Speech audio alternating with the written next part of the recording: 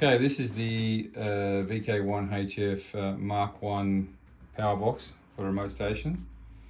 3D printed because I like 3D printing things. To give you an idea of the scale, I've got a ruler there.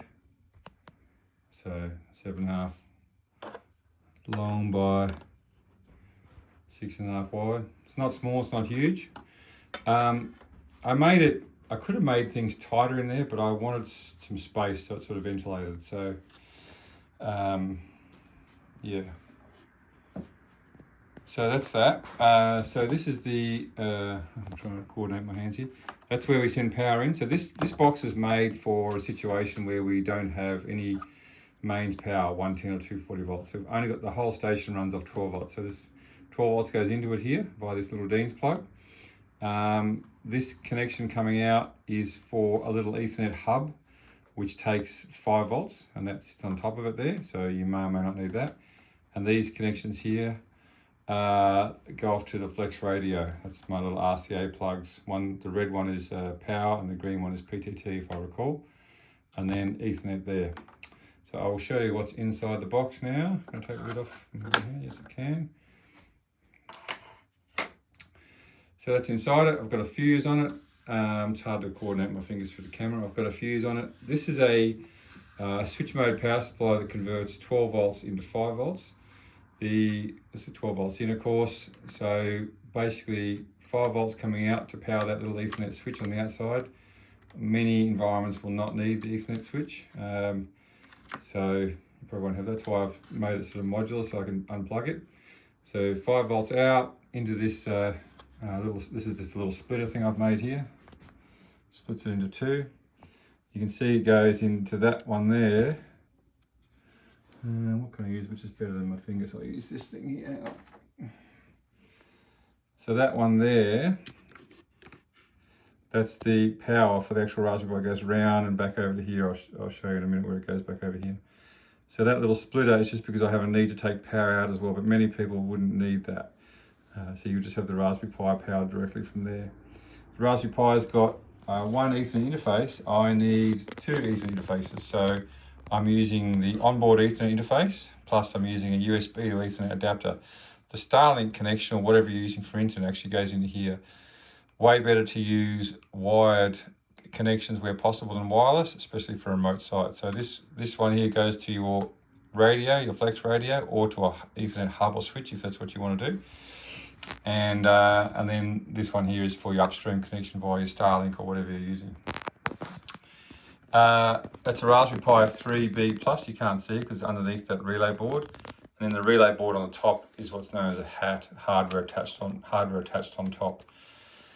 So that gives me 4 relays. You can see here that I've got, trying to get it right there. This obviously broke when I pulled it out, so it was a bit of a dodgy connection, so don't worry about that. But yeah, relay 1 is used for the remote on for the flex, relay 2 is used for the PTT button, and I've kept relay 3 and 4 and free. This particular relay board, the NC normally open and normally closed printing is wrong, so I'm actually wired into normally closed, but I should be wired into normally open. So it doesn't make sense if you zoom in on it in detail. It's basically 100% out of whack. That's just some cheap. It's a Geek Pi board, which I kind of like, but it's not perfect.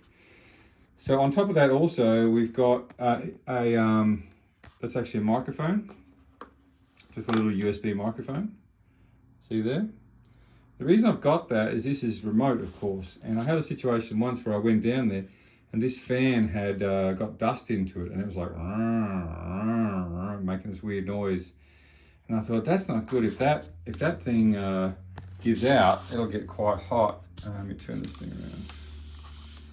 It's got a little TO3 transistor in there. You can just see it hiding in there. So I thought if that gives out, that fan, that's going to get really hot. I didn't really know what heat protection circuitry it had, so I was a little bit worried about it. So I put that microphone back into the board because I ran a script on the Raspberry Pi that would just take 1 minute worth of audio and upload it, and I could listen to it on my MP3 player or Audacity or whatever I chose to use.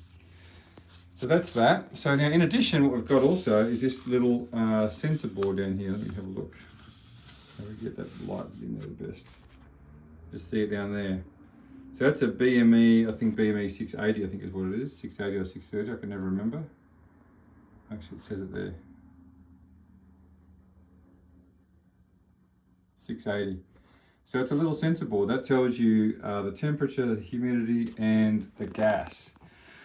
It's not specific on gas, it's just, it senses a few different types of gas, but it's not like just a CO2 sensor, it's just basically gas. Like if the air's really clean, it tells you, otherwise it says, oh, the air's not so clean. You can see it's wired in here, so we've got different pins for different things from the sensor board. That's a discussion unto itself. Now, I didn't want the sensor board to have its view of the world in terms of temperature, humidity, and gas to be distorted by what's going on inside the actual case, inside the Raspberry Pi box. So I literally built on the bottom here, you can see there's like a little gap there. And that there, where's my finger? That there's the sensor board. So I've made the sensors exposed to the room temperature air. And essentially it's sealed in there. So if you like, that board is sealed onto like a, not a recess, but a protruding little feature inside that case, which essentially seals it, and the cable tie just holds it down to that. I use cable ties to secure things in a few locations. I've got lots of holes there to try and encourage ventilation to go through. Hexagonal holes are nice and easy for 3D printing. Whether it be face down or on the sides, they always print well. That's why I use hexagonal holes. So yeah, so that, I don't know if you can see it properly. Let's try and zoom in here. You see the plastic up the side? So that board literally sits on kind of like a plastic former, which means that it's getting its air purely from the outside, not being affected by the inside. So that is my little 3D printed case and an explanation of what I have at our remote site. That really is the heart of everything. The relays as a hat board sitting on top of the Raspberry Pi. I use a Model 3B+. I did initially use a Raspberry Pi Model 4, and I used a different power supply here. I found that the Raspberry Pi Model 4 was actually quite particular on the power that it needed, and it has a really high, it draws a lot of current instantaneously. Like it peaks, it's normally about 500 or 700 milliamps, but it peaks up to 2.5 amps, like in a split second. So the requirements of the power supply to be able to handle that load at that split second and not drop below 5 volts is actually relatively high. So a couple of the power supplies that I was using before I used this, they couldn't handle it and they would fail. And if the Raspberry Pi goes below 5 volts, it goes into a brownout state and just basically doesn't work. So so I end up using a better quality power supply. I don't like that it's got a fan in it. I'd rather something which is completely fanless, because the fans always fail. That's probably something I'll evolve over time.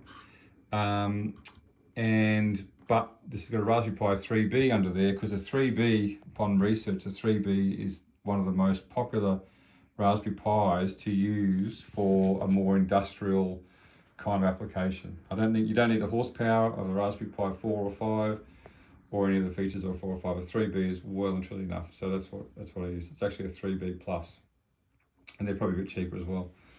So that is the Raspberry Pi board holder project. I'm just trying, as I'm talking, I'm trying to think if there's anything else I need to add in there. I think I've shown all the detail that's relevant for that. Pretty cool little setup. And I just usually sit this literally right on top of the Flex radio. So my goal was to put a couple of rare earth magnets into the corners and to have it just lock onto the top of the radio, but I've not really found appropriately good magnets, but that's what I would probably do. I just use literally these rubber feet, and they're kind of sticky, so that's pretty good. It doesn't sort of move around too much easily.